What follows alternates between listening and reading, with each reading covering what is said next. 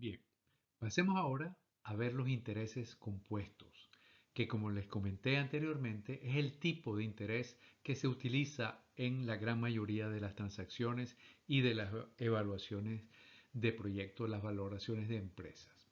Entonces, vamos a ver que es muy similar a el interés simple con una pequeña variación. Vemos que los factores que intervienen son los mismos, la tasa de interés y el plazo T, el capital C, pero se le agrega una nueva variable que es el periodo de capitalización, si es anual, meses, días, etcétera, etcétera. El periodo de capitalización N. Vemos aquí un ejemplo para ver la diferencia entre interés compuesto e interés simple. Asumamos que tenemos una deuda de 1.000 euros que vamos a pagar en su totalidad a los 5 años, el capital y todos los intereses acumulables. ¿Ok? La tasa de interés es el 10%, pero es capitalizable anualmente. El periodo de capitalización en este ejemplo es el año y un solo pago al final de los 5 años. Determinemos entonces el monto a pagar, es decir, S. ¿Sí?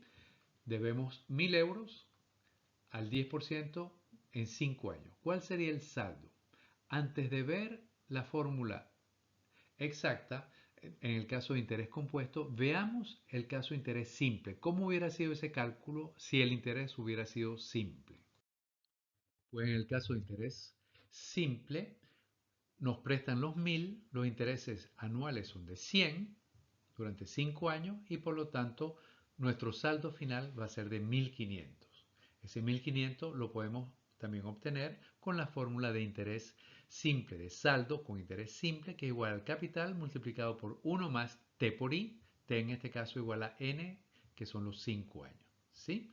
5 por la tasa de interés multiplicado por el capital, eso nos va a dar los mismos 1.500. Ahora, ¿cómo sería ese saldo en el caso de interés compuesto? ¿Qué es lo que cambia? Vemos que aquí el saldo final no se toca. En el caso de interés compuesto, ¿cómo hacemos ese cálculo? ¿Cómo determinamos el monto a pagar? Vamos a hacerlo paso a paso y luego vemos cómo aplicamos la fórmula y qué resultado nos da la fórmula. Tenemos aquí que en el periodo 1, al final del periodo 1, habíamos empezado entonces con un préstamo de 1.000, debíamos 1.000. Los intereses al final del periodo 1 son el 10% de 1.000, por lo tanto son 100. Como no pagamos, esos intereses se suman al capital inicial y nos da un saldo final de 1.100. Ese saldo final lo pasamos al capital inicial del periodo 2. Es decir, que ahora nuestra deuda no es 1.000, sino 1.100 y por lo tanto vamos a pagar intereses del 10% sobre este nuevo capital inicial. El 10% de 1.100 son 110, ya no son 100. ¿Sí? Y por lo tanto, al final del año, como no pagamos tampoco, el saldo final va a ser 1.100 más 1.110, 1.210. Repetimos esto hasta el último periodo y nos da un saldo de 1.610,51. Lo importante aquí es que a diferencia del interés simple, los intereses se capitalizan, es decir, se agregan a la deuda al final del periodo de capitalización, si esto no se paga. ¿Sí? Esto es lo que es el interés compuesto. Pagamos intereses sobre intereses. ¿Sí? Entonces, nos da aquí 1.610,51 versus 1.500. ¿Cómo llegamos a esto con la fórmula? La fórmula es S, el saldo, valor futuro, es igual al capital multiplicado por 1 más I elevado a la N. En vez de 1 más T por I, en el caso de interés simple, es 1 más I elevado a la N. En nuestro caso de capitalización anual, es 1.000 multiplicado por 1 más el 10%, que es 0,1, elevado a la 5. Si hacen ese cálculo, obtendrán el mismo 1.610,51.